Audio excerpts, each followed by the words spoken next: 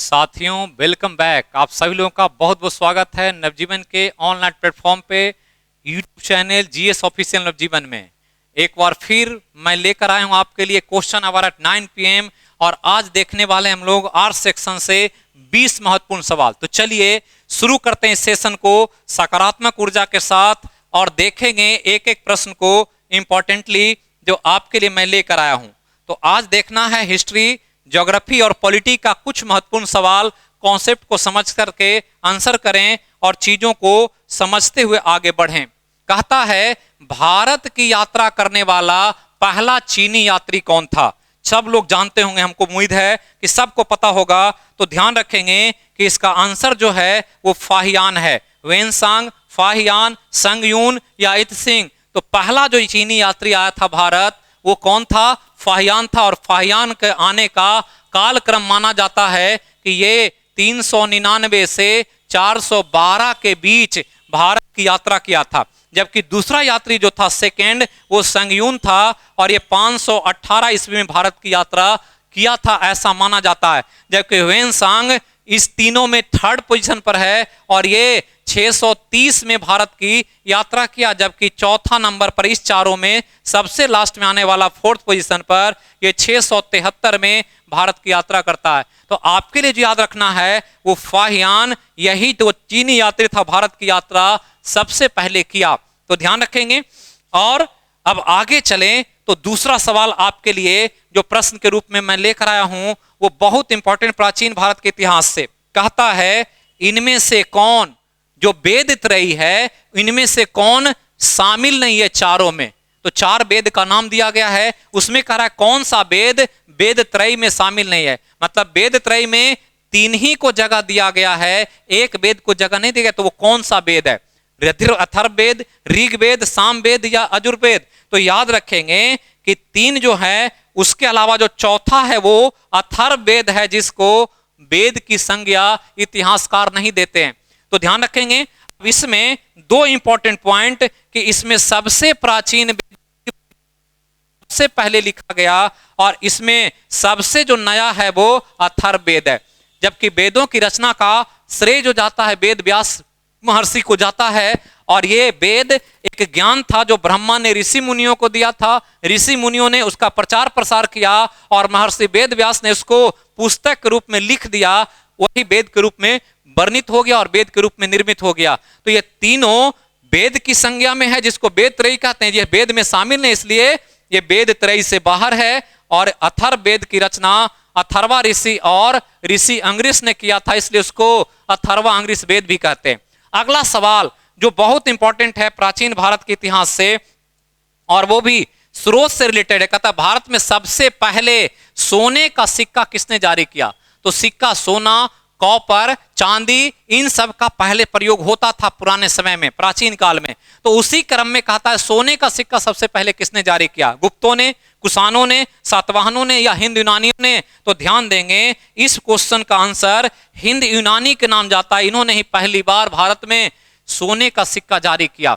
सोने के सिक्का का अलावा लेख युक्त वाला सिक्का, लेख युक्त मतलब उस पर कुछ लिखा हुआ हो। इसके अलावा सबसे आकर्षक सिक्का पूछे, अट्रैक्टिव खूबसूरत सिक्का, तो भी हिंद यूनानियों ने जारी किया। जबकि जब गुप्तों की बात करते हैं तो गुप्तों ने सर्वाधिक सोने का सिक्का जारी किया था, सर्वाधिक सोना का सिक्का, नंबर ऑफ क्वाइन, ये याद रखेंगे। जबकि कुषाणों ने सबसे शुद्ध सोना मतलब उस हो ऐसा सिक्का जारी किया। सातवाहनों ने एक अलग धातु का सिक्का बनाया जो सीसा और पोटीन का था। और इस प्रकार से ये 4-5 पॉइंट जो है बराबर आपसे पूछा जाएगा, इन सब को याद रखें।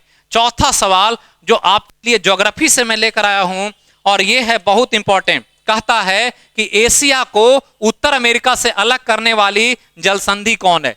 तो जलसंधि जिसको अंग्रेजी में स्ट्रेट भी कहते हैं और हिंदी में एक और नाम है जल डमरू मध्य, जल डमरू मध्य भी कहते हैं। और ये करता क्या है कि दो स्थल को अलग कर देता है एक दूसरे से और दो सागर को एक दूसरे से जोड़ देता है। और इस प्रकार से ये स्थल को अलग करने वाला और सागर को जोड़ने वाला जल संधि के रूप में जाना जाता है। तो दो स्थल, जिसमें एक स्थल एशिया हो, दूसरा स्थल उत्तर अमेरिका हो, इसके बीच में कौन सागर का जल है? ध्यान रखेंगे, ये इस रूप में एक इंपॉर्टेंट जल संधि है जिसका नाम बेरिंग जल संधि है। ये बेरिंग जल संधि ही इसमें कनेक्ट करने का काम कर रहा है दो सागर का, और जोड़ रहा है किसको? तो चुक्सी सागर को बेरिंग सागर से, चुक्सी को बेरिंग सागर से जोड़ता है। ध्यान रखना, इसी में अंतरराष्ट्रीय तिथि रेखा भी मौजूद है। तो ध्यान रखना है, तिथि रेखा जिसको हम कहते हैं 180 डिग्री देशांतर, तो याद रखना है ये इसमें शामिल है। जबकि डेविस जल संधि की बात करें तो डेविस जो है ये ग्रीनलैंड और कनाडा को अलग करता है, ग्रीनलैंड और कनाडा को अलग करता है, और बफिन की खाड़ी को उत्तर अटलांटिक से जोड़ता है। जबकि डोवर जल संधि ये इंग्लैंड के पास है, ये ब्रिटेन और फ्रांस को अलग करता है, ब्रिटेन और फ्रांस को अलग करता है, और इंग्लिश चैनल को उत्तर अटलांटिक से जोड़ता है। ये ऑस्ट्रेलिया और तस्मानिया को, तस्मानिया छोटा सा देश है ऑस्ट्रेलिया के नीचे, और जबकि जोड़ता है दक्षिण हिंद महासागर को तस्मान सागर से। तो ये आप ध्यान रखें। पांचवा सवाल आपके लिए जो बहुत इंपॉर्टेंट है, और वो है ज्योग्राफी से, वर्ल्ड ज्योग्राफी के अंतर्गत कहता है देशों की संख्या के आधार पर एशिया का स्थान विश्व में कौन सा है? देशों की संख्या के स्थान पर, की संख्या कितना है देश का एशिया में? तो ध्यान रखेंगे, अब एशिया को देखें तो ये दो मामले में, जनसंख्या के आधार पर और क्षेत्रफल के आधार पर, ये दुनिया का प्रथम देश है, प्रथम महादेश है, प्रथम महादेश। जबकि यहां पूछ रहा है देश की संख्या के आधार पर, तो संख्या पर नजर डालें तो सबसे ज्यादा, पहला नंबर पर सबसे ज्यादा देश है वो 54 है, और वो अफ्रीका महादेश है, अफ्रीका। जबकि दूसरे नंबर पर एशिया है, दूसरे नंबर पर एशिया है, क्योंकि एशिया में कुल 48 देश हैं। ध्यान रखेंगे, तीसरे नंबर पर, यहां तीसरा होगा ऑप्शन में, क्योंकि दूसरा प्रिंट हो गया है, यहां तीसरा समझिए इसको, और तीसरा नंबर पर आ रहा है आपका 44 देशों के साथ यूरोप, तो ये ध्यान रखना है। और चौथे नंबर पर उत्तर अमेरिका है, उत्तर अमेरिका, जहां कुल देशों की संख्या 23 है, तो ये ध्यान रखेंगे। और इस प्रकार से एशिया का नंबर कंट्री के मामले में दूसरा है। आगे चलें, छठा सवाल आपके लिए स्क्रीन पर कहता है कि कृषि उत्पादक के रूप में मानव कब था? तो मानव का पाषाण काल की बात कर रहा, आदि मानव की, जब मानव सब हो गया, समझने लगा, तो क्या कर रहा था? तो कहता है कृषि उत्पादक, किसान के रूप में कब आ गया, कब खेती करना शुरू किया? तो ध्यान देंगे कि इस क्रम में अगर पूरा पाषाण काल में जाते हैं तो यहां पर ये पूरी तरह से शिकारी के रूप में था, आखेटक था, और साथ में संग्राहक की भूमिका में था। तो ध्यान रखना है, जबकि नव पाषाण काल में आकर के कृषि करने लगा और कृषि उत्पादक बन गया। जबकि मध्यकाल जब था तो मुख्य रूप से ये पशुपालक के रूप में पालना सीख गया था। तो आंसर जो जा रहा है इस क्वेश्चन का वो बी है, नव पाषाण काल। सातवां सवाल आपके लिए जो बहुत इंपॉर्टेंट है, और वो कहता है उत्तर वैदिक काल में, किस काल में? उत्तर वैदिक काल, मतलब वैदिक काल के लास्ट समय में। तो उत्तर वैदिक काल में साम्राज्य विस्तार के क्रम में किस दिशा में विजित करने पर लोग स्वराट की उपाधि धारण करते थे? किस दिशा में? उत्तर में, पूरब में, पश्चिम में, उत्तर में या दक्षिण में? तो ध्यान रखेंगे कि यहां पर 4 दिशा था, और चारों दिशा में जब विजिट करने जाते थे तो ये इंपॉर्टेंट उपाधि धारण करते थे। और जो धारण करते थे वो कौन कौन सा था? तो जब पूरब में जाते थे तो कहते थे कि अब हम सम्राट बन गए हैं, पूरब में सम्राट बन गए। जब पश्चिम में जाते थे तो कहते थे अब हम स्वराट बन गए हैं। उत्तर में जाते थे तो कहते थे खुद को कि अब हम विराट बन गए हैं, और दक्षिण जाते थे तो कहते थे अब हम राजा भोज बन गए हैं। तो इस रूप में 4 उपाधि धारण करने का साक्ष्य मिलता है प्राचीन भारत के इतिहास में। तो आंसर जो जा रहा है वो स्वराट के बारे में पूछा है, तो स्वराट किधर है? पश्चिम दिशा में है। चलिए आगे चलते हैं, 8वां सवाल जो आपके स्क्रीन पर है, और काफी इंपॉर्टेंट सवाल है ये ज्योग्राफी का।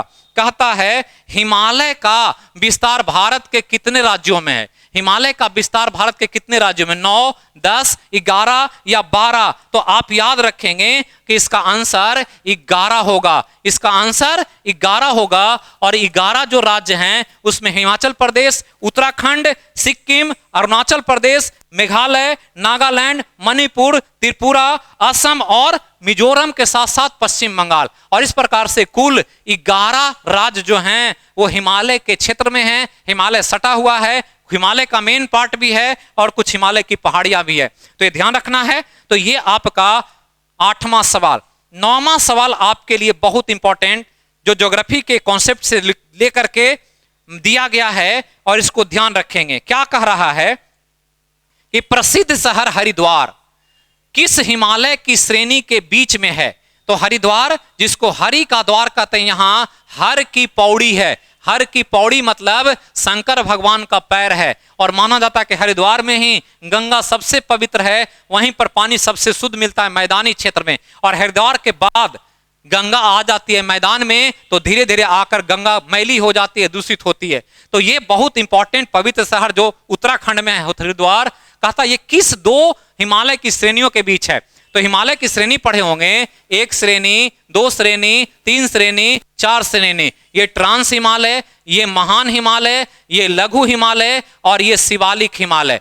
तो कहा जाता है ज्योग्राफी में कि जो लघु हिमालय और शिवालिक है, ये दोनों नीचे वाला, इसका पश्चिमी भाग जो है ये द्वार कहलाता है और पूर्वी भाग दून कहलाता है। उल्टा हो गया, पश्चिमी भाग दून कहलाता है, पश्चिमी भाग दून कहलाता है और पूर्वी भाग द्वार कहलाता है, पूर्वी भाग द्वार कहलाता है। तो इसी जगह पर लघु हिमालय और शिवालिक के पूर्वी छोर पर ही एक द्वार के रूप में हरिद्वार बसा हुआ है, जबकि पश्चिम में दून के रूप में देहरादून बसा हुआ है। तो कौन कौन सा श्रेणी है? लघु और शिवालिक। तो आंसर आपको पता चल गया कि लघु और शिवालिक के बीच में हरिद्वार बसा हुआ है, देहरादून भी बसा हुआ है, लेकिन हरिद्वार पूरब में है और देहरादून पश्चिम में है। आगे चलिए, अगला सवाल जो लघु हिमालय से ही रिलेटेड है, कहता है लघु हिमालय की कौन सी श्रेणी भारत में स्थित नहीं है? तो कुछ श्रेणियां हैं हिमालय की चोटियों में, जो ऊंची ऊंची पार्ट होते हैं उसको श्रेणी कहते हैं, और इसमें कौन सी श्रेणी है? पीर पंजाल, महाभारत, धौलाधर या मंसूरी? तो पीर पंजाल और धौलाधर ये दोनों हिमाचल के पार्ट में, कश्मीर के पार्ट में, ये क्षेत्र में ये है और ये भारत के पार्ट में है, ये याद रखना है। मंसूरी उत्तराखंड में है, ये भी भारत में है, जबकि महाभारत श्रेणी नेपाल में स्थित है और ये महाभारत के नाम पर है, इसलिए कंफ्यूजन नहीं रखना है। महाभारत श्रेणी है लेकिन ये भारत में नहीं है, कहाँ है? नेपाल में है, और यही आपसे पूछा गया है। अगला सवाल जो 11 नंबर आपके लिए स्क्रीन पर है, और वो एक ज्योग्राफी का सवाल, कहता क्या है कि इनमें से कौन सही सुमेल है? सही सुमेल कहता है भब्बर प्रदेश पथरीला क्षेत्र है, तराई प्रदेश दलदली क्षेत्र है, रेह प्रदेश नमकीन मिट्टी वाला क्षेत्र है, या सभी सही है? तो ये प्रश्न पूछा गया है उत्तर के विशाल मैदान से। उत्तर के विशाल मैदान में ये सब प्रदेश होता है, जिसमें और भी प्रदेश है, भब्बर के साथ खादर भी है, बांगड़ भी है, तराई भी है, रेह भी है, ये सब है। तो भब्बर प्रदेश पर्वत के पास जो पथरीला इलाका होता है उसी को भब्बर प्रदेश कहते हैं या भावर प्रदेश कहते हैं। तराई प्रदेश भब्बर के बाद जो दलदली कीचड़ नुमा क्षेत्र होता है उसको दलदली क्षेत्र कहते हैं, जैसे नेपाल की तराई है। रेह प्रदेश जो खेती में हम सिंचाई में पानी देते हैं और उसमें नमक जब मिट्टी में शामिल हो जाता है तो वो रेह प्रदेश कहलाता है। तो यही लिख रहा है नमकीन मिट्टी वाला क्षेत्र, मतलब तीनों का तीनों सही है। इसलिए आंसर जा रहा है कि सभी सुमेल है, कोई भी गड़बड़ नहीं है, सब सही है। 12 नंबर सवाल क्या कह रहा है? कह रहा है कि एक इंपॉर्टेंट कि निम्नलिखित में भारत राष्ट्रमंडल का सदस्य देश कब बना? तो राष्ट्रमंडल क्या है? तो राष्ट्रमंडल कॉमनवेल्थ कंट्री कहते हैं। ब्रिटिशों के गुलाम से जो आजादी मिली तो उन आजाद देशों का एक समूह बनाया गया जिसको कॉमनवेल्थ कहते हैं, राष्ट्रमंडल। और राष्ट्रमंडल में अभी कुल वर्तमान में 53 देश हैं और इन 53 देशों में भारत जो इसका मेंबर बना आजादी के बाद, वो बना था मई 1949 में। तो याद रखेंगे कि भारत राष्ट्रमंडल का सदस्य कब बना? मई 49 में बना। तो यह ध्यान रखना है, जो एक इंपॉर्टेंट तथ्य है। आगे चलें, कहता है पॉलिटी का एक सवाल आपके लिए, क्या है? कह रहा है कि संसद के दैनिक कार्यवाही में कोई सत्र चल रहा है तो तारांकित प्रश्नों की संख्या कितनी होती है? तारांकित मतलब स्टार मार्क, क्वेश्चन पर ऐसे स्टार लगा रहता है।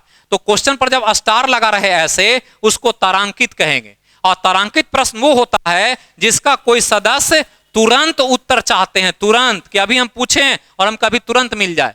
और जब तुरंत ना चाहेंगे, आंसर बाद में चाहेंगे कि उत्तर हमको बाद में भी दिया जाए लेकिन उत्तर दिया जाए, तो उसको कहते हैं अतारांकित प्रश्न। तो एक होता है स्टार्ड और एक होता है अनस्टार, एक तारा लगा हुआ एक बिना तारा वाला।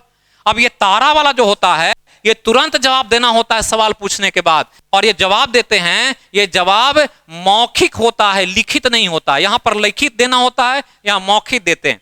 और मौखिक प्रश्नों के लिए जो स्टार्ड प्रश्न होते हैं तारा वाला, वो तारा वाला की संख्या केवल 20 होती है दैनिक कार्यवाही के दौरान। तो याद रखेंगे कि स्टार मार्क प्रश्न की संख्या कितनी, 20 होती है। आगे चलें तो नेक्स्ट सवाल इतिहास का 14 नंबर क्या कह रहा है, ध्यान दीजिए। कहता है कि मोहनजोदड़ो से प्राप्त सबसे बड़ी इमारत का प्रयोग होता था। ये क्वेश्चन पहले भी आया था क्वेश्चन आवर में, जबकि ये क्वेश्चन को मैंने टाइप करने दिया था। टाइप में लगता है कि क्वेश्चन नंबर को अरेंज करने में दिक्कत हुई, ये क्वेश्चन दोबारा आ गया, लेकिन कोई दिक्कत नहीं है, दोबारा है, इंपॉर्टेंट क्वेश्चन है। मोहनजोदड़ो हड़प्पा सभ्यता से जुड़ा हुआ एक महत्वपूर्ण स्थल, और कह रहा यहां से जो प्राप्त हुई थी सबसे बड़ी इमारत वो क्या था, स्नानागार था, अन्नागार था, पुरोहित का आवास था, यह क्या था।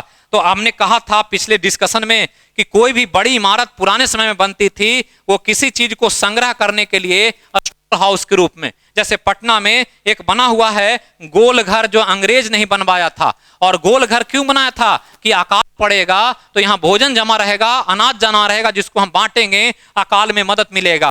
तो इसी रूप में हड़प्पा सभ्यता में भी मोहनजोदड़ो में लोगों ने एक अन्नागार बना रखा था, स्टोर हाउस, माल गोदाम टाइप से, और वो माल गोदाम में अनाज रखे जाते थे और बड़ी इमारत का प्रयोग अन्नागार के रूप में होता था। मोहनजोदड़ो से ही स्विमिंग पूल भी मिला था, स्नानागार। लेकिन जो पूछा है आपको तो बड़ी इमारत क्या था, तो एक अनाज का रखने वाला भंडारण के लिए जगह दिया गया था, यह ध्यान रखना है। 15 नंबर कहता है जैन धर्म के अनुसार सृष्टि का निर्माण कितने पदार्थों से हुआ है।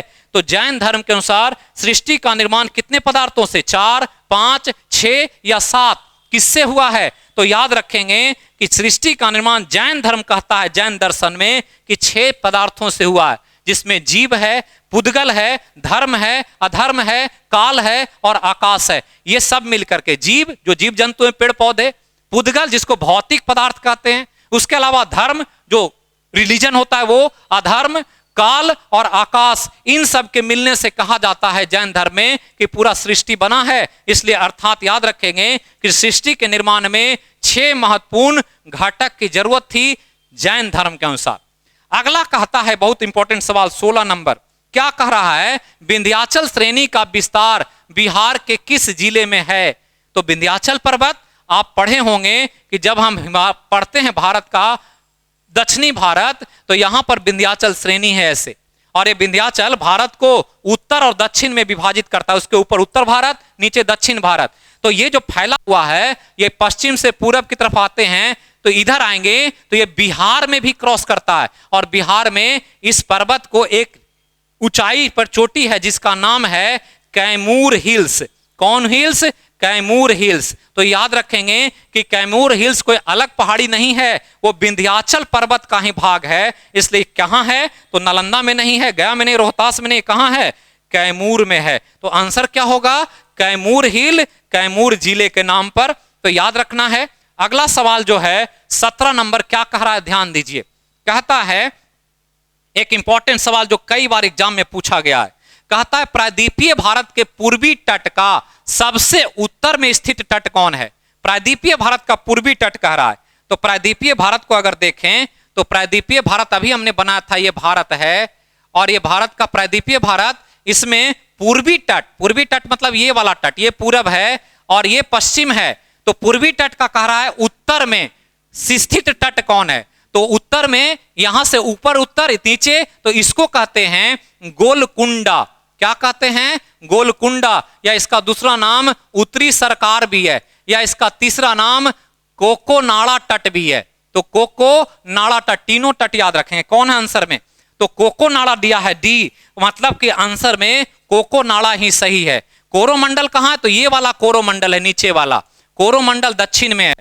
सौराष्ट्र का तट यहां है, गुजरात में सौराष्ट्र का तट, तो ये याद रखना है। और कोंकण तट यहां है, कोंकण तट है। तो याद रखेंगे कि आपको जो पूछा है उसका आंसर कोकोनाडा तट है, जिसका विस्तार विशाखापत्तनम से कोलकाता के बीच है, ये वाला कोकोनाडा है।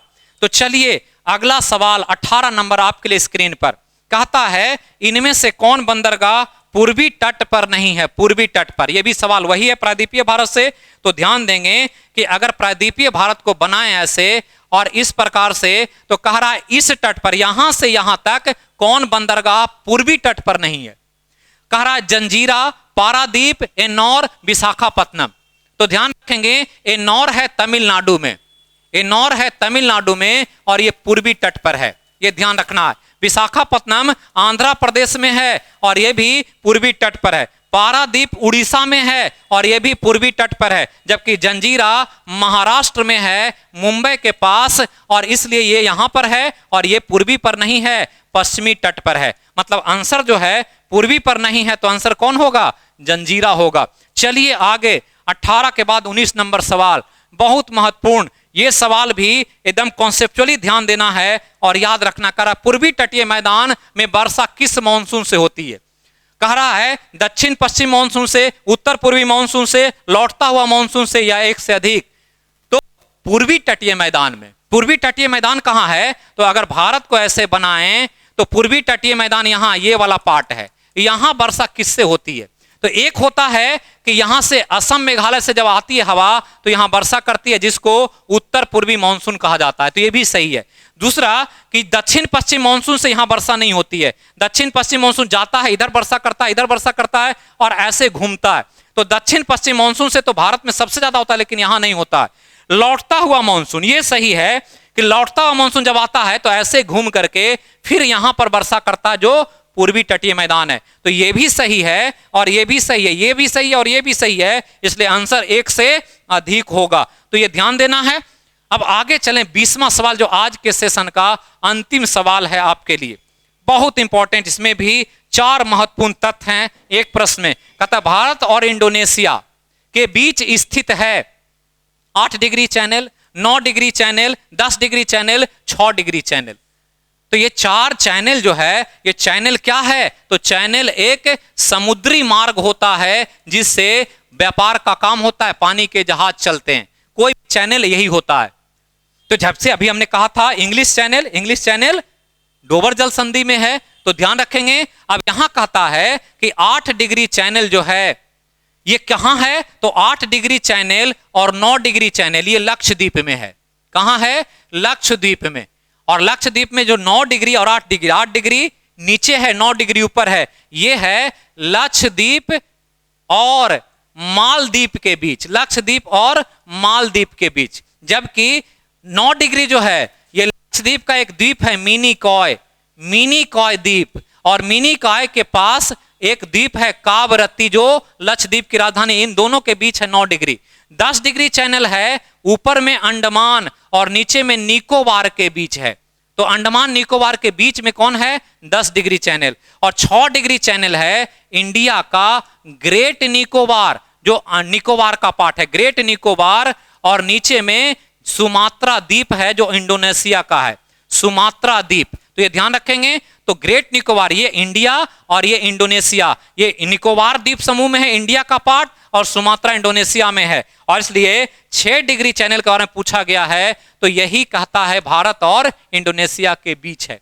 तो यही आपका 20 महत्वपूर्ण सवाल हिस्ट्री, ज्योग्राफी और पॉलिटी का। इसको आप जरूर देखें, इसको जरूर समझें। वीडियो को अगर एक बार में याद ना हो तो दोबारा देखें। वीडियो को लाइक भी करें, शेयर भी करें, कमेंट बॉक्स में जरूर लिखें और ज्यादा से ज्यादा लोगों तक इसको पहुंचाएं भी। तो चलिए आज का सेशन यहीं। कल मैं लेकर आऊंगा करंट अफेयर, इकोनॉमिक्स और मिसलेनियस का कुछ महत्वपूर्ण 20 सवाल जो आपके लिए काफी इंपॉर्टेंट होगा। तो चलिए मिलते हैं फिर एक छोटे से ब्रेक के बाद। तब तक जहां रहिए, स्वस्थ रहिए, मस्त रहिए और अपना और अपनों का पूरा ख्याल रखिए। Thank you. जय हिंद, जय भारत।